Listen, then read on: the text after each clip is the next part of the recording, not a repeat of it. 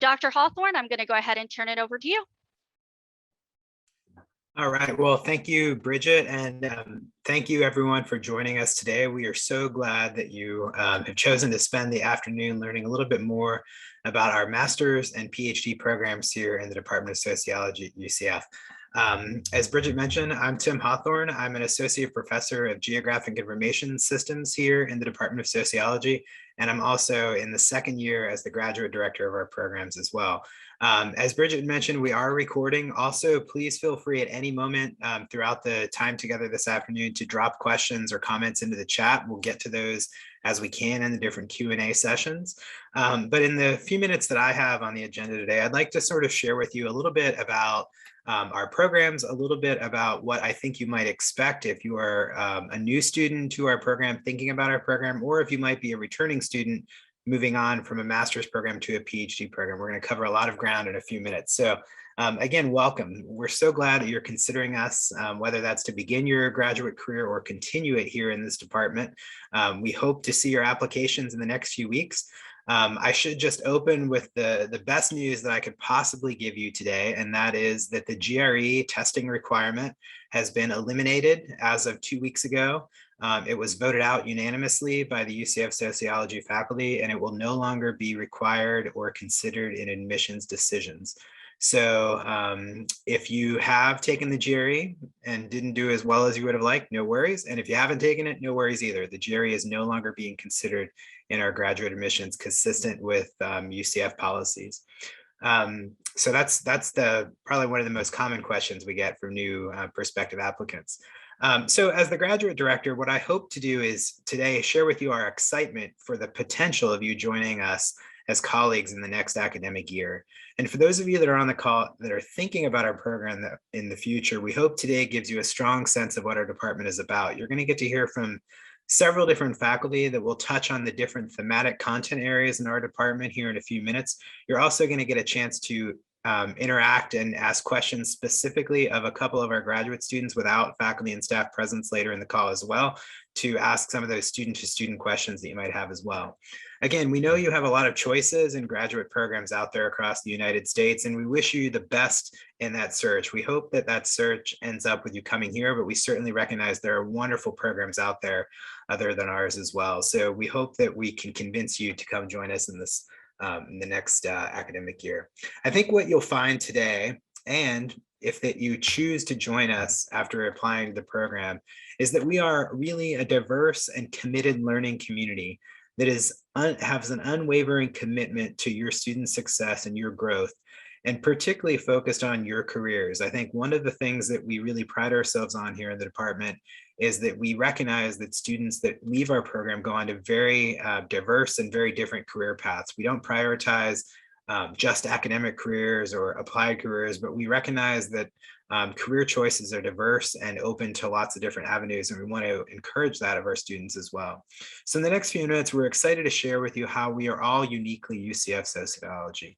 And as the graduate director, I wanted to take some time to share with you some of my core values that I bring to the program and the ideas that I think that you'll see if we get the chance to work together as graduate students and a grad director and faculty here in the future to serve this learning community.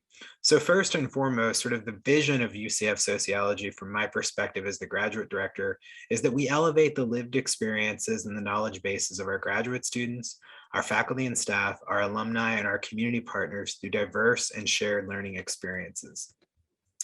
Related to that core mission, I think we also have sort of 4 core values that I like to bring to the table as your graduate director as well. First and foremost, as your graduate director, I recognize that we are all intentionally positive in the work that we do.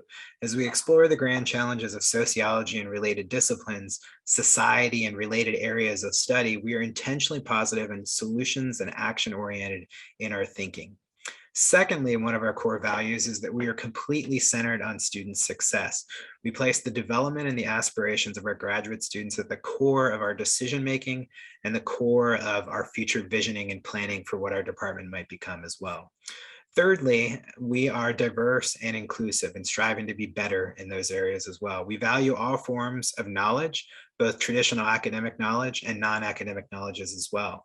We are actively engaged in making our work and the work of our program more diverse equitable, and inclusive as best we can with our partners and with our students. Fourthly, we are always aspirational. We see our work as ambitious and forward-thinking, inclusive of students, and that we're working together to aim to push the boundaries of conventional disciplinary thinking. So those are some of the 4 values that I think I bring to the program as your graduate director. Now I'd like to speak a little bit to some of the program opportunities that we have here in the Department of Sociology. There are sort of 3 opportunities for graduate programs. First is at the applied master's degree level, an applied MA in applied sociology, where there are 2 specific routes you can take. First is the traditional master's thesis option, where you would work closely with a committee of faculty member and a primary mentor to develop research that is grounded in the relevant literature, relevant methodologies, and original research that you do with a committee and a faculty mentor. The second path in the applied MA program is focused on an applied project. In this, you have similar to the thesis option, perhaps though some of the difference is a little bit less writing and a little more commitment to working with community partner organizations, agencies, nonprofits, state agencies, local governments, things like that, where you can really work to support some sort of partner organization in an applied research question and a set of writing that goes along with that as well. The third approach that we have in our program is for PhD students, and we do the traditional dissertation route, where PhD students will have several years to work with their committee and their primary mentor or mentors to develop an original research idea grounded in the literature, grounded in strong methodologies, and answering original questions in their research. That dissertation can also have an applied applied component as well, too. There are several different ways in which the dissertation can be accomplished. We have the traditional sort of multi-chapter dissertation. Several faculty see that as a viable model. Additionally, another viable model seen by additional faculty member is thinking of more of individual journal articles that go into a final dissertation as well. So let's say you wanted to write 3 journal articles, we would have 3 articles into the traditional dissertation format as well. So those are 3 of the types of opportunities available in our department. Now I'd like to speak to some of the research groups and opportunities that maybe are not just within our department, but cross beyond the department as well. We have several different research groups that are open to sociology graduate students and include many graduate faculty members and staff members as well. First, we have the Violence Against Women cluster, which you'll hear a little bit about in a moment from our domestic violence and crime and deviance faculty. That is a university-wide cluster across multiple disciplines. Secondly, we have the Geographic Information Systems cluster here in the College of Sciences that includes myself, Dr. Ingru Lee, and several faculty from other departments across campus as well. We also have the Coastal Sciences Research Cluster that is based out of the Department of Biology. Several faculty members in sociology are also involved in that research as well, studying, as you guessed it, coastal issues here in Florida and beyond. The fourth example of cross-cutting research at the university level is through the Puerto Rico Research Hub led by Dr. Fernando Vergara, who is a professor of sociology here in UCF Sociology. That research hub works here in the Orlando area and the state, and also in Puerto Rico, to support Puerto Rican community issues at large through research and engagement activities as well. We also have the crime lab that's led by Dr. Corzine and Dr. Huff Corzine that supports crime and deviance folks within this department as well, and often partners with local agencies and government agencies as well. We also have the Institute for Social and Behavioral Sciences led by Dr. Amy Donnelly, who you'll meet in a little bit. This institute has been around for several years and supports community-based research, community partner organization, and agency research using sociological research methods as well. Finally, we have a research group that I run, Citizen Science, GIS, and GeoBus. This is an organization that uses geospatial technologies to understand social and environmental inequalities with community partners and also K through 12 education entities as well. So those are some of the cross-disciplinary research opportunities available. We'll speak more to the thematic areas in a few moments with our 4 faculty guests. I also would like to turn now to some of the ways in which we engage students in our decision-making and in their opportunities to learn beyond the classroom and develop professionally within our department. We have what was formed in 2020 It's called the Uniquely UCF Sociology Graduate Program Excellence Advisory Board. We recognize that good leadership and good governance relies on shared learning and cultivation of the next generation of leaders. So last year, we created this advisory board in addition to our graduate committee of faculty members and staff, with the goal is to gain new and differing perspectives from students and alumni to enhance the way we think about excellence in our graduate program. Our board meets at least once per semester, including graduate students and alumni and community partners, to understand how as a department and a graduate program we can move forward in new and creative ways to support our students. Secondly, we also offer several professional development opportunities and informal learning opportunities to support our broader sociology learning community outside of the classroom and outside of the traditional research experience. We regularly offer professional development sessions about every 3 to 4 weeks outside of the classroom, sometimes over a lunch hour, in the late afternoon, or at a late morning session. Everything from writing work groups with Sociology Graduate Student Association members and other faculty and staff, to TA discussions with teaching focused faculty, to how to prepare for research grant writing competitions, faculty-led discussions about different professional development topics. We're here to support your professional development as well. We also have informal social events, recognizing that a learning community is about connections and connectivity outside of the formal classroom. These informal social events this year so far have been in hybrid format. They have included several different types of events, including a welcome back lunch that was held outdoors, virtual and in-person coffee, tea, and sweets hour, where we talked about different topics of interest to our students and our faculty and our staff. And we also have an upcoming Halloween outdoor barbecue event as well, in addition to our professional development events. I hope what this shows you is that we are a vibrant community of folks that come together not only in the classroom and in the reading groups that we have, but also in these opportunities to engage outside of the formal settings that we have as well. So for us, being in a graduate learning community means more than the classroom. It means more in the research. It means being part of an active and supportive group of colleagues and people who are looking out for each other and pushing each other to be their best selves and to get to where they want to be next in their careers. So I hope in sharing some of the above vision as the graduate director, you get a stronger sense about how we as a department are committed to your success in our graduate learning community. If you're already here and you're thinking about staying on for an additional degree, or if you are brand new to our program and thinking about how we can help you in your next step in your graduate program, we hope you will consider joining us. We're always thinking of new ways to enhance our student experiences, including as many voices as possible from students into our strategic planning and visioning for our program and its future. And we're always working to strengthen the collaborative experience between our faculty mentors, our student mentees, and our staff members as well. So I'm excited to get started with you. And now that I'm excited to get to our main program of guests, we have asked, as Bridget said, several faculty and students to share with you some ideas about how they contribute to the department and how they see our department moving forward to support our students in the next several years. So in the next few minutes, we have 4 lightning talks that will be discussing points of pride in particular thematic areas of our department. These thematic areas are not meant to be exclusive. I want to emphasize that students regularly work across any and all of these 4 areas to support their research experiences, whether that be at the master's level or the PhD level. But what each faculty is going to share with you are some of the ways in which these thematic areas are designed and how they support students. So we're going to now turn this portion of the program over to our 4 faculty guests. And the first one up, it is my pleasure to introduce, representing the social inequalities area, Dr. Angela Vergara, a lecturer here in our department. Angela, if you will take it away, please.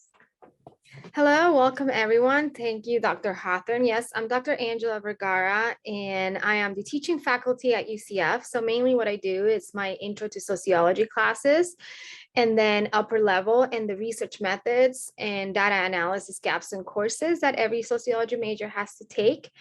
I'm also a UCF PhD graduate, so I'm a UCF alumni. So I was very fortunate to continue on with my teaching career at UCF.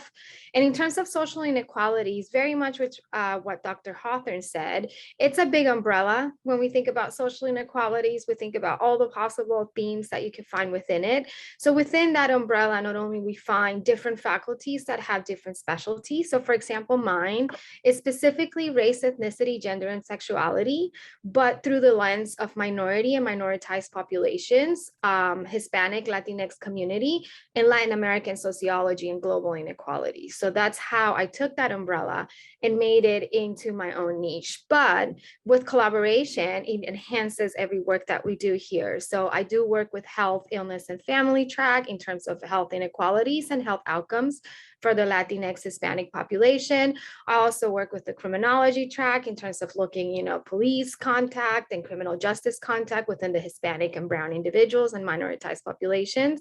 So there's always that chance for collaboration. Just because my home is social inequalities doesn't mean that we do not kind of cross collaborate with other departments. And like I said, I specialize as a teaching faculty, but my expertise in research has to do with very much Latinx Hispanic population in different areas. And I worked also with reproductive justice framework and sex and gender and supporting LGBTQI+ communities, and specifically Brown population, once again, minoritized population within those identities. So if you have any questions about those different specialties or social inequalities tract, or also any questions about what it's like to get a PhD in sociology at UCF, I'm very much here to answer every single one of your questions. Welcome, everyone. We're very excited to have you to be part of this program. All right, thank you, Angela. We will get to the questions. I see some of them popping up in the chat. We'll get to the questions after our next couple of speakers. We'll have sort of a roundtable discussion with all four of the guest speakers.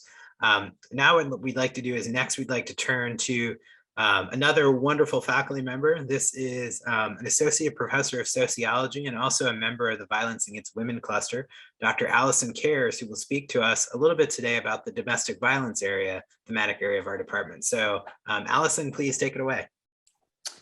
Thanks, Dr. Hawthorne. So thanks everybody for coming to learn more about graduate school, which I will tell you I knew almost nothing about before I went. So it is really good to do your homework. A lot of graduate school is about learning how to systematically answer the questions you have that you're passionate about. So doing the research before you even get there is good practice for that. This is my third year here at UCF in the sociology department. I often say I'm not a good sociologist, and I am a good sociologist, but I also resist silos. So primarily I work a lot with domestic violence, but like Dr. Vergara said, actually, I think most of us could fit in multiple of the tracks in our department, because in fact, if you're looking at crime and deviance, or you're looking at health, families, and communities, or you're looking at domestic violence, you better be looking at inequality as well, right? Because these things are really, as sociologists, these things are inseparable. I do want to say that you can do a lot of things with the domestic violence concentrations that we have both at the master's level and the PhD level here at UCF. And I think that's a real point of pride. When I came to graduate school to answer questions about domestic violence because I had been working in a domestic violence and sexual assault services agency. And I was told by some of the faculty members in my department that I just could not do an academic career with that kind of a narrow interest. I am still employed, and it's been 20 something years since somebody told me that. So if your passion is about whatever it is, you actually can do it. For us, we will really help you focus on looking at domestic violence from a sociological lens, right? So bringing together what you see across a lot of the social sciences to look not just at the individual level factors, which is often what we focus on. Oh, and I think I froze. Did I freeze? Nope. Okay. No, we still hear you. Okay, sorry. Everybody froze to me, and I was like, of course, this would be absolutely humiliating. So to go beyond just the individual level factors, but also to look at the factors about families and communities and society, right, that influence how much domestic violence happens, why we have it, and what the reactions to it are. So we really do, if you look at what the courses are that you will take that are specific to domestic violence, we will look across sort of, as I think about it, as the process, right? The why it happens, the what's happening when it's happening, and then the what happens afterwards, both formal and informal reactions, right? What happens when you try to tell your family about it, or you try and tell somebody that you work with about it? What happens when folks reach out to the criminal justice system, right? Or get involved in child custody? Because the criminal justice system and the civil justice system are social institutions, right? And I think one of the beauties of our department is there's also the health outcomes, right? We have the crime and deviance outcomes that you can take the classes there that help you answer what you want to know to help. I mean, I hope that when people are in our area, it's because they want there to be less domestic violence. You also can draw on the Resources of the Violence Against Women cluster, which many of us are a part of. Many of us are also affiliates with Women's and Gender Studies. And I think I could go on and on about all the great things we do, but I hope that gives you a real idea. And I think also for many folks, especially at the master's level, the opportunity to do either a thesis or an applied project, right, with a lot of the really great organizations that we have here in Central Florida is a real opportunity, because we do have a lot of folks who have ties to local agencies, or like myself have worked in agencies before. So we have both that academic lens of looking at domestic violence, and also sort of the practitioner lens that we can bring together to hopefully have solutions. That's my thing. Thank you, Dr. Kares, for that wonderful overview, and we look forward to having some Q&A with you here in a few moments. I think we're a couple minutes ahead of schedule for our next couple of speakers. So I think what we'll do as we wait for those folks to join us is we'll start addressing some of the questions that have already been put into the chat, and remind everyone, if you do have questions, feel free to add them to the chat window now as well. So Bridget and I think we'll start handling some of these. So one of the questions is, do we have to choose a faculty mentor and build a connection before we apply to the program? Or is that something that happens after the program? So yes, great question. This is a common question that comes up from lots of folks. First and foremost is you do not have to come into the program having an advisor set in stone in any way. We certainly recommend that as you're perusing the website and looking at our program more specifically, that you do sort of think about the faculty that might most align with some of your interests. You're not locked into those faculty in any way, but it's always good to be able to show there are faculty here that might work with you. So actually, as part of the application, we strongly encourage you to talk about potential faculty that you might work with in our department. We also are a department that encourages you to reach out to faculty as you're applying as well, to maybe have an informal conversation, much like we're having today, just to hear more about their interest, how they work with and mentor students, and just so you feel comfortable understanding the type of faculty and the type of interactions that can support you in your graduate program as well. So we certainly encourage that kind of reaching out ahead of time as well.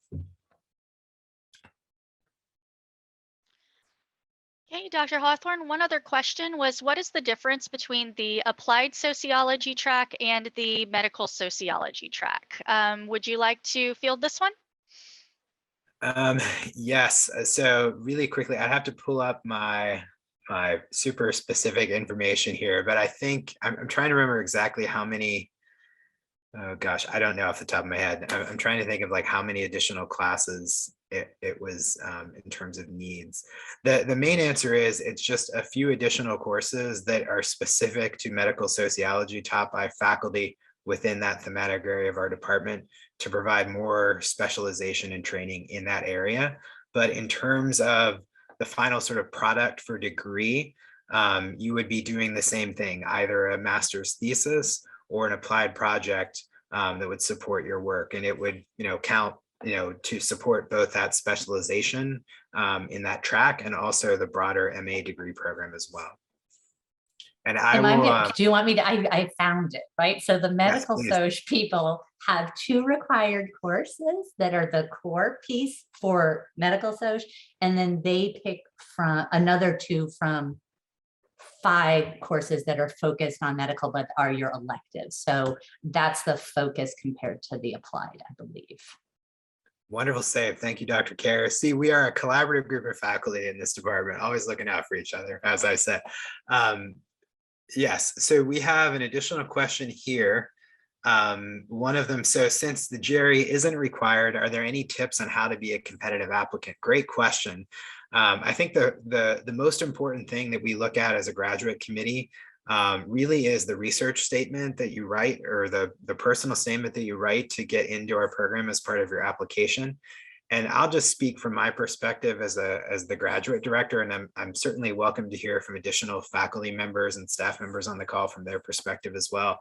I would say when we deliberate and read through these applications, the strongest applications are the ones that can show how what you have done up to this point in your life suggest that you might sort of thrive and succeed in our department and might fit with areas of our department, right? So whether that's a sociology degree or a degree from another discipline, if you can show the connection and why you want to be here in this specific department, and particularly like if there are faculty that you want to work with, I think that goes a long way in making your application stand out. I also think those students' applications that reach out to faculty ahead of time, not to get a leg up on the competition, but just to understand the department and to meet more faculty and hear about their interests, those help too, because it gives you a better sense of what we're all about. So again, I would encourage everyone to reach out to faculty that they may have interest in working with as well. I would also say for those of you that are from outside of sociology, I think it is very important to show that connection of why UCF sociology, right? Like why you think your disciplinary training in another field connects to UCF sociology. We're not suggesting in any way you would not get in if you're not a sociology major, but I think it's very important to show how that success and that training has led you to this moment where you would like to be a sociology graduate student as well. I don't know, other faculty or staff on the call that would like to share? Yes, if I may, because I actually came from psychology. So I have a bachelor's in psychology and a master's in experimental psychology, and I am a practitioner. I have a private practice. So coming into UCF sociology and my application for my PhD, the PhD program at UCF sociology was very much centered about how sociology was going to enrich my knowledge that it was already there from psychology. And that came from as I got through my degrees in psychology and I felt that my master's degree, I did everything I wanted to do. I was always the person in the room questioning the macro level, the socioeconomic status, the health outcomes, backgrounds, race, ethnicity, language, sex, gender, all these different kind of identities that come into play that does have an effect in our relationship with health outcomes, especially with mental health, that in psychology, we tend to talk about just treatment, diagnosis, and treatment, regardless of all these other identities or this intersection that come into play with mental health. And sometimes we get into this track thinking, one size fits all. And that's my own personal experience. So I always was asking myself these questions. And I just wanted to know more about this general consensus, which made my decision to apply for a PhD program in sociology, especially when I found that Dr. Fernando Rivera was here, and other people are already doing work with mental health associated with sociology. So in my statement of purpose, I made it very clear that I come from psychology, and this is why my training in psychology always had me thinking as a sociologist, and how the sociology PhD program will really enhance that knowledge and really enhance that macro level knowledge of how everything is interrelated. And we don't have this just one track way of seeing humans or individuals in terms of anything, especially mental health. Once I got into the program and was going through the program, it really did enhance, and being a sociologist makes me a better psychologist, but having been a psychologist definitely made me a better sociologist. So that's my own personal experience in terms of that question and that statement, and reaching out to people. That's where I got to learn about crime and deviance and criminology and kind of health outcomes and the connection between criminal justice contact, being a minoritized population, and mental health outcomes. So that allowed me to learn just a way bigger and better perspective with the specialties that I already had in place. And I'll also weigh in here. I think this goes with Dr. Hawthorne talking about us being really student-centered. And, one of the things is usually when students meet with me the first time, they have whatever they want to meet about, and I want to know about them and why they're here and what they want, because we all have networks and we all have knowledge. So really, for me, one of the most important things is why sociology and why sociology here, because we also want to make sure that we are what you want, right? Like that what your goals are and what your passions are what we can help you get to. It's okay if it's not sociology, right? But, sometimes students will be, I want to go to grad school. I'm like this. I'm like, okay, but what you're saying you want to do doesn't match what we do. What you're saying you want to do matches psychology or social work or big data. Or yes, that absolutely, you didn't know it matches us, but that it matches us. So I think that's it, because you don't want to get into grad school and not be in the place you want to be. It's an intensive thing to do grad school. And so, you want to be efficient with your time, and, it's that means to an end of how you want to change the world. So I want to see that we can help you do that with sociology, and essays really help with that. Thank you to both of you for that. We'll answer one more question, then I believe our next set of speakers have arrived. One of the questions in the chat was, would the department have any reservations for non-traditional students who are out of school for a while? Absolutely not. I think we have several students that fit the non-traditional mold or might be returning back to school after several years, either out of the workforce or in a different part of the workforce outside of the academy. So definitely that would not be any sort of strike against you in any way. And I also would say, as a follow-up to that question, we also have multiple paths to sort of complete your degree. We have several students that are here full-time, but we also have students that are doing more of a part-time status, where they might be working full-time or raising a family full-time. And the traditional 3 to 4 courses a semester isn't the best for them at that moment. And so they're taking a more reduced course load and sort of making their timeline a bit longer. That's totally reasonable as well, and something that we do to support our students also. So we'll continue answering. I see the questions coming in. Thank you for those questions. Keep them coming. We'll continue getting to these in the next few minutes. But what I'd like to do now is I'd like to turn to our third faculty panelist in the thematic area conversation. And that is going to be an associate professor of sociology here in the department, and also the director of the Institute for Social and Behavioral Sciences. It is my pleasure to introduce you to Dr. Amy Donnelly, who will be speaking about the health, family, and communities area of our department. Dr. Donnelly, take it away. Okay, hi everyone. Nice to see you all and welcome. So yeah, the health, family, and communities track, it is, as you can tell by the name, it kind of combines a lot of different areas, but they definitely intersect. And a lot of the faculty within this track also in other tracks. So I don't want you to think about it as like a focused, you can't study other things because they intersect. Specifically, what we are interested in is medical sociology, or more specifically, sociology of health. Some of the health outcomes, like Angela was just talking about, with the mental health outcomes. We have 3 sociologists in this track that really focus on that in their research. 2 right now looking at research focused on children outcomes and adverse childhood events. Another who really focuses on gerontology. But then there's others of us that I like to say kind of dabble in health. Our stuff kind of crosses into health. So my own research really is in social inequalities, but I study homelessness, poverty, and food insecurity. And I would argue homelessness is a health issue, food insecurity is a health issue, and it definitely impacts people's health outcomes.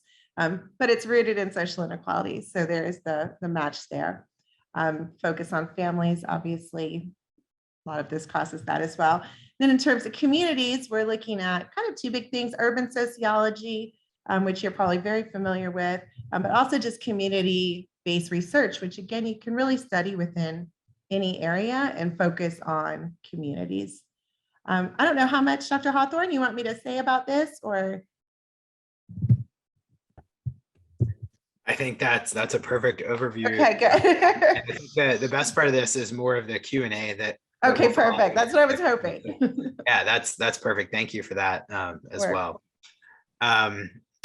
So I don't think Dr. Mustaine is here yet we're still a little bit early. So we'll go back to some of the questions for our faculty panelists here in the thematic area. So again, please add your questions to the chat if you have them.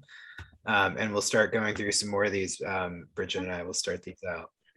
Dr. Hawthorne, there was actually a question that came up that I would like to hand over to you and the faculty members. One was, I am an ICU nurse for 2 years. Does my background easily merge into a sociology degree, or would I have to take extra classes? Yes, well, thank you. Thank you for that question. So I think absolutely, I think similar to the comments made a few minutes ago, I think from those that are outside of the field of sociology, really explaining how one's background and one's training or career experiences prepare them for being in a sociology graduate program, and why us, as Dr. Kerr said a few minutes ago, I think is really important. Why sociology and why UCF sociology specifically, I think is really important. As well. I would also encourage you, specifically the student applicant asking this question, to reach out to particular faculty that you're thinking about in the particular thematic area of interest that you might have in the department, to kind of share with them more about your background and just bounce ideas around to see what their thoughts are as well. That's always good to get some information from those specific faculty you might be thinking about as well. But I can say without a doubt, you would be welcome and in the right place joining our program. We've had several students in the past that have been in medical related fields that have went on to have really good success within our programs as well. I also should mention that in addition to our core offerings here in the department and our elective course offerings, there is an opportunity for students to take graduate courses in outside departments as well. So you mentioned your background in nursing for this question. We've regularly had students take classes in the College of Nursing and in other colleges related to their interest as well, that could be used as credits related to our graduate program as well. So that's one additional point to mention also. I have one question here for Dr. Donnelly. What areas of homelessness do you investigate, and do you work with communities and organizations for research? Yes, so I investigate all sorts of different subpopulations within homelessness. Right now, we're focused on homelessness experiences of college students, which is an outgrowth of a project with Knight's Pantry. But I actively work with community organizations. So that the institute that I direct, that is our entire mission, is to do social research with local organizations. And I serve on the board of Homeless Services Network and Coalition for the Homeless. So we do a lot of projects with them. Currently, I have 3 graduate students from a course doing a project with the Christian Sharing Center. They do a comprehensive day center. So we're helping them kind of, they're new at this. They've been doing it for about a year. So we're helping them kind of build infrastructure and establishing outcomes so we can really kind of track their progress in terms of getting people off the streets and into housing. But yeah, family homelessness, unsheltered is particular interest of mine, just given our population in Florida. But to whoever asked that, yes. And please reach out if you're interested in doing research in that area. I actually have a couple of questions from international applicants that I would just like to touch on. The first one was, are there any exceptions to the TOEFL English language testing requirement? Unfortunately, there is not, unless you are from a university, you got your degree from a university where English was the language of instruction. However, you can reach out to UCF Global because at times they are able to make exceptions depending on the university. So you can feel free to send me an email if you would like me to get you connected with that department. The other one was a question about the GPA calculations by the World Education Service, or WES as it's commonly called at the university. That process is so that the university can verify that your degree is equivalent to a bachelor's degree if you're going into the master's program, or a master's degree if you're going into PhD. And they're also going to be evaluating the GPA because different universities in other countries sometimes use a different grading scale than we do. So they're doing that evaluation as well.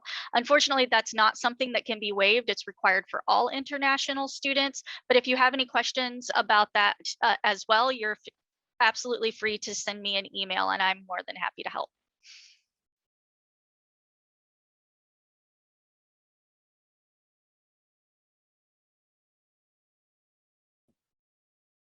All right. I was going to ask a question that I know comes up a lot, and I was going to direct this to the faculty and staff that we have on the call. Something I get asked a lot as the graduate director is, how do I go about talking with faculty that I might be interested in working with as an applicant? I would say the first thing is just go out onto the UCF Sociology webpage and click the people link, and you can read some of the research and information about the faculty members to kind of get an idea of what their research areas are. If you see something that is really exciting, like for example, Dr. Cares or Dr. Donnelly, Dr. Vergara, there are several faculty members listed on that page. If you see something that seems really exciting that you would be interested in learning more about, their contact information is also on that page. Just send them an email, let them know that you would like to connect and discuss possibly applying to the program, and you're interested in possibly working with them. So our faculty are always happy to hear from graduate students. They love working with graduate students on these research projects. So that would really be the first step, is just reading those faculty profiles on the website and finding someone that you think their research aligns with what you're interested in. Also, I would add, when you find something that you're interested in any of our faculty profiles, make sure that you write on the email, why was it so interesting or exciting to you? Because sometimes I do get emails from students just from other universities or even undergraduate students from UCF, and it's something that I didn't even think about, that maybe I talked about it in class, so it's part of my profile. So it's exciting to get those emails and kind of connect that way. So definitely encourage you, those of you who are thinking about graduate school, if you see a profile and you have a question that pops up and say like, oh, I wonder how this is analyzed or work, definitely ask that question, because we'd be very happy to provide the answer. And sometimes we get really excited about an interesting question coming our way that we could put together, work together, or think about for the future. So definitely reach out to any of us. We're more than happy to answer questions. And I think we're also happy to have the conversations about what is graduate school in our program for and how that matches what you want, right? I know for a lot of my advisees, I had them do an 8.5 by 11 sheet of paper in thirds. Oh, sorry, that one had Patriot stuff all over it. So you will see that I am a New Englander. But really to think about, what you want to be a part of your life or your job, what you're neutral about, what you're not, and how that matches up with things about graduate school. Because, some of those things, again, served well. Like, what's graduate school going to be like? I had no idea. And while my parents had been to college, I hadn't been to grad school. They were middle school and elementary school teachers. And while they thought, oh, well, we're all educators, grad school is really different than teaching kindergarten, which is amazing people. So, I think it's great when people ask me about my research, but I think I'm also happy to have some of those general, like, this is grad school, this is what we're trying to give you in grad school conversations, so you know what you're getting into.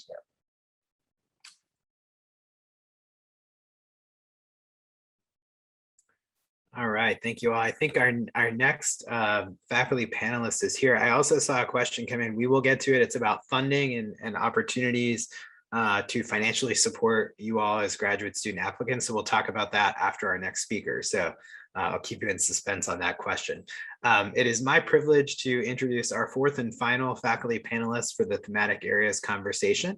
Our next faculty panelist is a professor of sociology, a member of the Violence Against Women faculty cluster, and also our department chair. It is my pleasure to introduce Dr. Libby Mustaine, who will now speak a little bit about the crime and deviance area of our department. So Dr. Mustaine, please take it away. Hi, everyone. It's really exciting to be here, and it's so exciting to see so many of you here. It's really thrilling. So in terms of the crime and deviance area, there are, we have definitely overlap between faculty in that area and faculty in the domestic violence area. And of course, as you've probably heard already, there's lots of overlap between areas in general.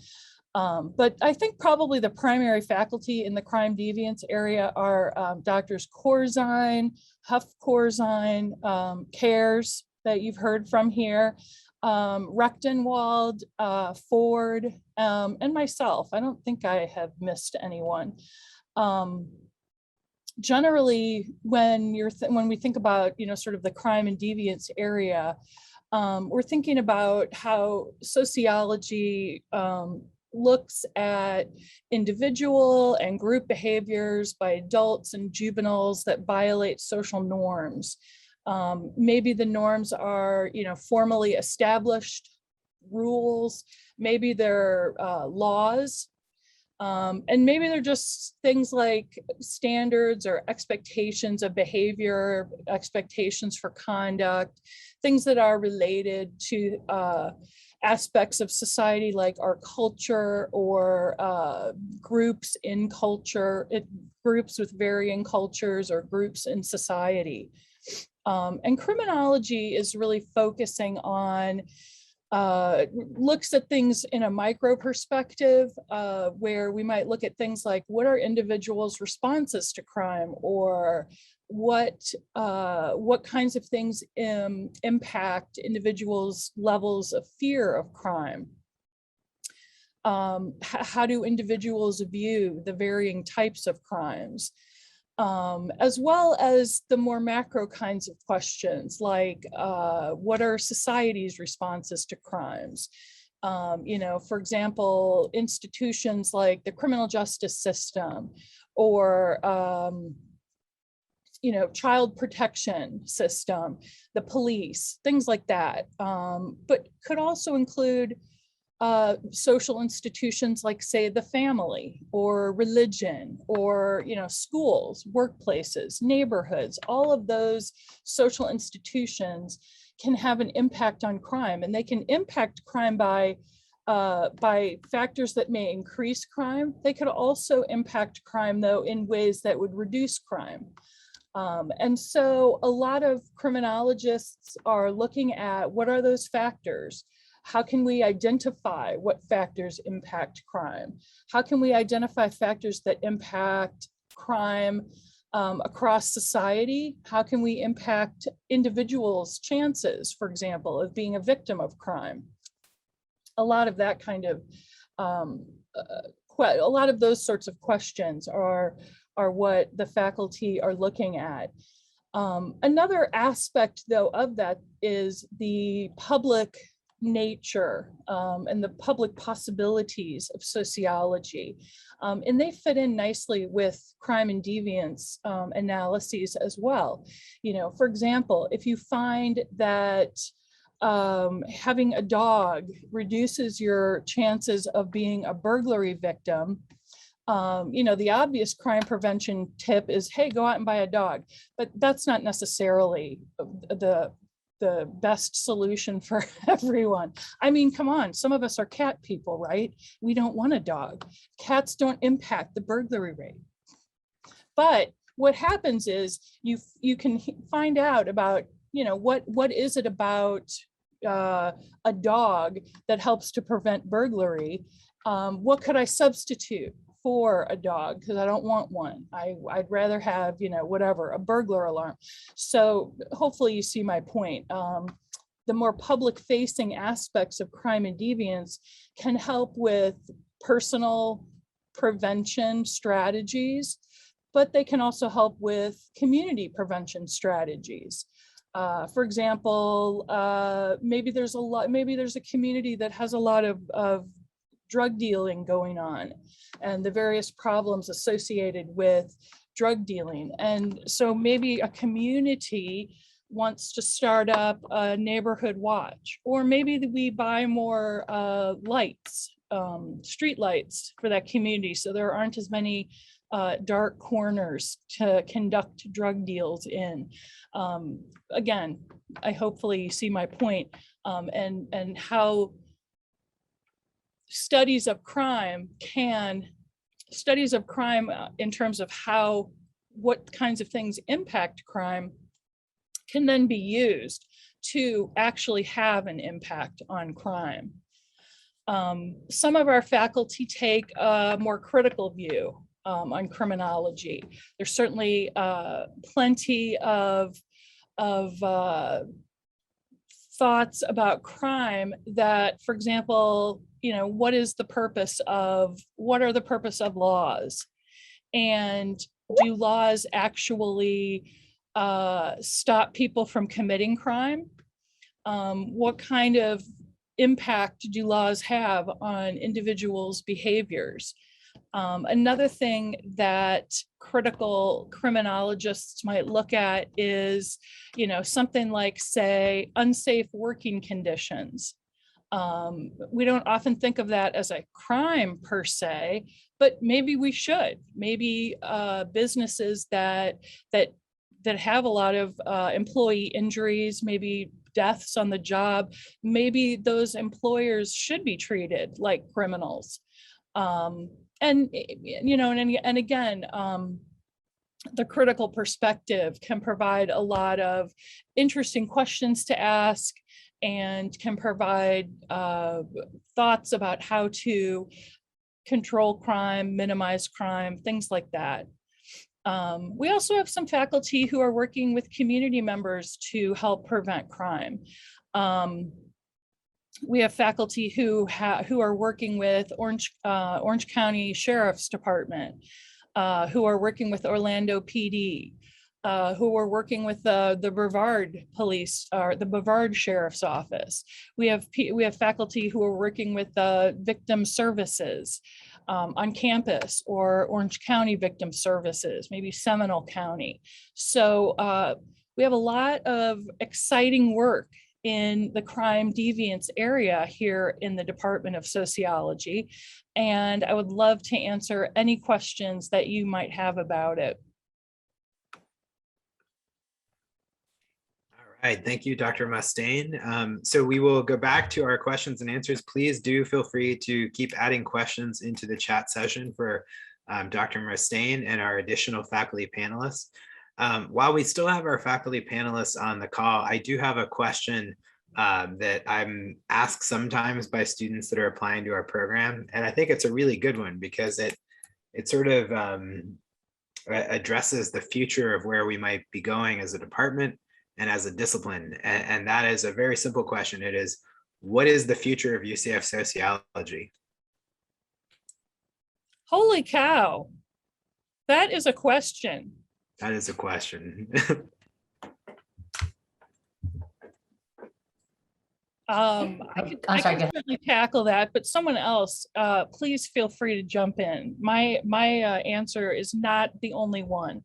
I would say, though, that the future of sociology at UCF is one that is heading towards a little bit more of a social justice bent.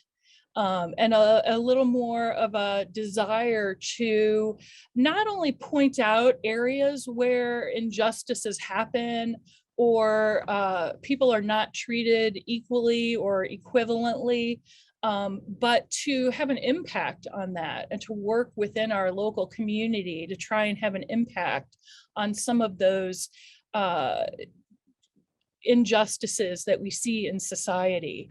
I'll throw that out as a first direction. As I said, though, I'd love to hear what some of the rest of you have to say. Yeah, I think to add on to that, it's the future of sociology, adding this public activism, social justice perspective, also the intersectionality, cross-discipline kind of work that we see sociology going.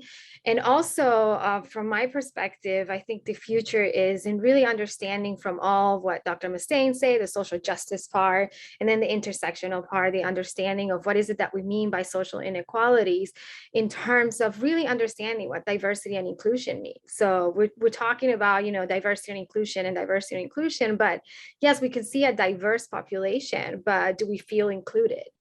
And are we really included with the way we're promoting our language? We're promoting, the buildings. Are they accessible? Are they part of it? So I think it also is this cross-disciplinary connection with sociology that is kind of peppering into everything else through the social justice perspective. I do see the future of sociology becoming very much intersectional.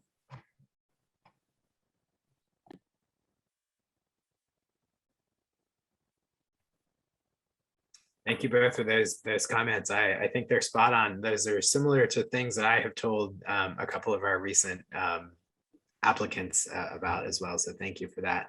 I promised that we would get back to one of the questions about funding opportunities in the department. I'm sure this is a prime question for many of you on this call today. And so let me just kind of walk you through some of the ways in which you could potentially be funded in the department. And I say potentially because all of these are competitive and they're not guaranteed in any way, right? It's a competitive process.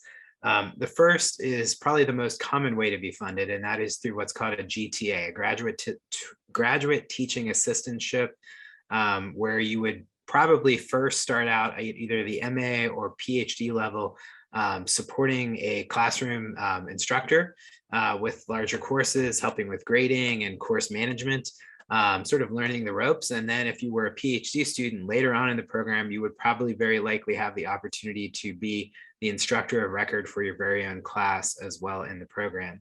So the GTA positions, again, are competitive.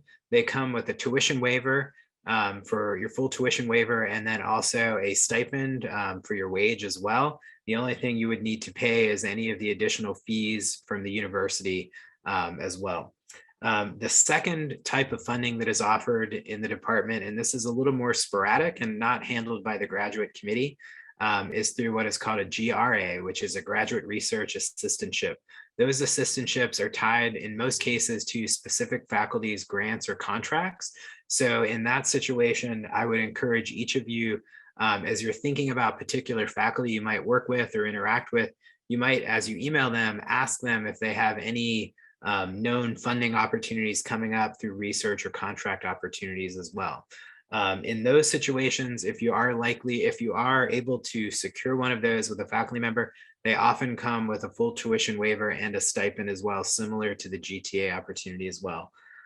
Both of those opportunities come with a 20-hour maximum weekly commitment during the academic years as well. In addition to those two opportunities in the department, we also have some faculty and also some department needs sporadically that have hourly commitments. Those don't come with tuition waivers, but they pay an hourly rate. In some instances, things like supporting in classroom grading, supporting with program redesigns and activities within the department. They also could include opportunities with specific faculty working on their research or their grants or contracts. Again, those are slightly different and they don't come with tuition waivers and they're paid at the hourly rate as well. The other opportunities are external to the department. Those are at both the College of Sciences level and also at the university level. There is the College of Sciences Dean's Fellowship. There are also presidential fellowships and additional smaller fellowship opportunities through the College of Graduate Studies, which handles all of the university-wide competitions as well. We'll put a link to those here in a moment in the chat for those opportunities as well. So those are just a few of the opportunities for funding that might be an opportunity for applicants. Bridget, do you want to tackle the question we commonly get, which is how one goes about being competitive for those fundings? Do they have to do anything extra in their application? When are the priority deadlines for those types of opportunities? Yes, absolutely. The priority deadline to be considered for funding at either the MA or PhD level is going to be January 1st. So you want to make sure you have all of your application materials in by January 1st. Our graduate committee meets at the end of January in order to make both admissions and funding decisions for the upcoming fall. So at that point, our graduate committee is going to be evaluating all of these applications to determine who we're going to admit into the program. And then they essentially are going to rank the most competitive applications. And we do look at those holistically, as Dr. Hawthorne said before. So making sure you have that personal statement, your writing sample, all of that, you know, in good order, and always reach out to us if you have any questions about those prior to submitting your application. So they're going to look at those, they're going to rank them, and at that point, they're going to decide which of these incoming students we're going to offer funding to. For MA students, it's going to be 2 years of funding, and for PhD students, it is 3 years of funding that the graduate committee is going to be making that decision on. At that point, we reach out to the applicants to let them know both their application status of whether they've been accepted into the program, or whether maybe they have a little bit more work to do to try to reapply in a later term. And we're going to let them know if they've applied for funding, then we're going to let them know that funding decision. The only thing extra you have to do on your application to be considered in that pool of funding applicants is check the box that says that you're interested in funding, and then you're automatically going to be included in that selection process. At that point, we also do a waiting list as well. So if, for example, an applicant that we've offered admissions and funding to declines to come to UCF, or they have other funding arrangements and they don't want to take the funding, then we move on to that next person on the wait list. So just because you're denied funding in the early selection process, there's always a possibility that you might be selected for funding later on. So always, you know, keep an eye on your email at that point, because we will send you an update to let you know if you have been selected from the waiting list. I think I've covered everything. Dr. Hawthorne, did I miss anything in there? Nope, that was it. Thank you. Thank you, Bridget. All right, I do have another question that we often get asked by applicants. So I'm going to direct this to our faculty that are on the call. And that is, what do you enjoy most about working with graduate students?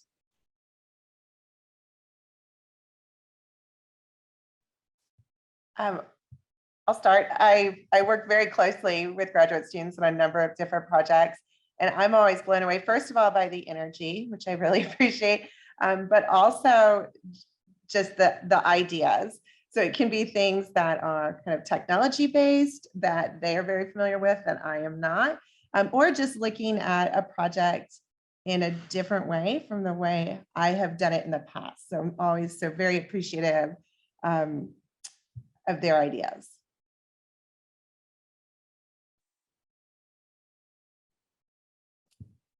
I would say one of my favorite things about working with grad students, it's somewhat similar to what Dr. Donnelly said, but I just love the discussion of research and theory and what do we know and what do we don't know and how could we figure out what we don't know. And it's always exciting to do it with people who have been in the field for a shorter time, and maybe are learning some of some different perspectives than what I learned, and just kind of that intellectual exchange, I guess, is a nice way to summarize it. I recall when I was in grad school, we would occasionally head off to some pub or something, and we'd sit around and have a beer and talk about Marx or whatever. And that was really fun. I have good memories of that. And, you get older and you have family and you just don't have time sometimes for that. And I would encourage you all to make time with each other to do that. But it's always fun to have opportunities for those kinds of discussions with students. So that's one of my favorite aspects of it. And yes, to add to that, also as a recent graduate who was part of that, exciting conversation, it's it's just also the ideas to being able to connect with others, but it's also learning new skills, because especially going back to the earlier question on why sociology. Well, why sociology? Because we have to think about, and as you think about your application, or you're thinking about the program, or you're already applying, you're thinking about how to put this program together, it's what kind of skills will sociology teach me with my interests and my career goals that I could take with me. So in conversations with graduate students and mentoring graduate students, it's really exciting to have that kind of powwow about, okay, what do you want to do with this? This is awesome information. This is a great idea. Incredibly interesting. Let's work on it. But what's your purpose? What do you see it? How are you going to make it work for you and your career path? So that's also exciting too, because very much like Dr. Donnelly and Dr. Mustaine say, sometimes you just learn things that you didn't know were an option that you could add through a sociological perspective. And that comes through that relationship with other students. And so definitely it's a big part of my mentoring kind of philosophy is open mind, because they're here to learn from me, but actually sometimes I learn more from them too. So it's a very exciting relationship. And I would add to this question that I think my biggest thing is the energy. I am completely energized by working with graduate students. I think the hope, the positivity, the possibility of what a graduate degree can have, it's just a really creative moment in one's journey. And I think it has just so many possible paths, right? And so many possible questions. It's just fun to be in that space, to be bouncing ideas off of one another, as my other colleagues have said. And I love being in that room because it re-energizes me, right? Like I have long days of faculty meetings and committee meetings and things like that, which are fun, but not as energizing as the conversations with faculty. Okay, they're not fun, Dr. Donnelly. I see you giving me the look. But the fun conversations are the one with faculty or with our students, where we're talking about ideas and seeing about their hopes and where the discipline and related disciplines might be heading. That's energizing. And I think now 11 years into a faculty role, it's just incredibly rewarding to sit down and have those conversations and just leave excited after a day of meetings. So I really love that energy that comes from those conversations. I think Dr. Donnelly I was going to say that question for Dr. Donnelly. I think you just responded though. Perfect. This question is, I think, a good one for Bridget on the admission side. As a military veteran, does the school offer VA funding? Yes, the UCF does actually participate in the different funding programs, such as the GI Bill. That would be something that you would want to go through the Veterans Resource Office. And if you can send me an email at sociadmissions@ucf.edu, I'd be more than happy to send you their contact information, and they can assist you with identifying what funding opportunities you might have available to you.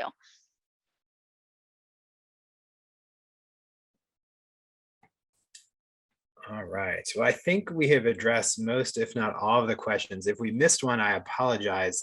If you still have questions after today, feel free to email myself and/or Bridget Burke, and we will be happy to answer those questions. Now, what we'd like to do is we'd like to have an opportunity for our potential applicants to talk with our current graduate students, a couple of our current graduate students, to learn a little bit more from the student side of things. We've told you from the faculty and staff side, but now is an opportunity for us to kind of leave the Zoom room and give you the space to talk with some of our graduate students as well. So what I'm going to do is I'm going to ask for our faculty and staff to leave us. And then I'm also going to leave. And then Bridget, I think, is going to have the last word, though. She's going to tell you how this is going to work and introduce our guest panelist as well. And Dr. Hawthorne, if I may add real quick, for the student who asked about the international perspective, I do teach the summer seminar on global inequalities, because we do have to concentrate. So I think it will be your information and your own kind of background will bring a rich kind of background that we need in sociology, that I'm very much kind of putting together in terms of the global inequalities and how we must concentrate of how inequalities are perpetuated through other countries and other cultures that have an effect on US cultures, but we also have an effect on other countries as US citizens. So I just wanted to add that on too, that it will be a great and amazing background to add to social inequalities, to add that global perspectives that we really do need. Excellent. Thank you for that. So I'll say thank you all for attending. We're very appreciative. Now I'm going to turn it over to Bridget to share the next step for the rest of this afternoon. All right, thank you so much, Dr. Hawthorne, and thank you to our faculty panelists for coming today. I am always so excited to get everyone connected and start sharing some of this information in the program. Our next step is going to be the Student Connection breakout room. We have a couple of our current graduate students who will be joining us today. So what I'm going to do for anyone who wants to stick around, just give me a couple of moments. I'm going to go ahead and open up the breakout room, and you should get a little pop-up asking you to join that room, or it's going to sort you into that room automatically. Once you're in the room, just feel free. I know that B, who is one of our doctoral students, is going to be in this room as well. So I will let her kind of take it from there once you're sorted into the breakout rooms. And I'm going to go ahead and stop recording here in just a moment. So I want to say thank you all for joining us today. I greatly appreciate it. And if at any point you have any questions about the application process or the program, feel free to reach out to me via email. My email is on my background, or you can reach out to Dr. Hawthorne, and we're more than happy to answer your questions and kind of guide you through this process. So thank you all. I'm going to go ahead and stop recording, and I'm going to open the breakout rooms.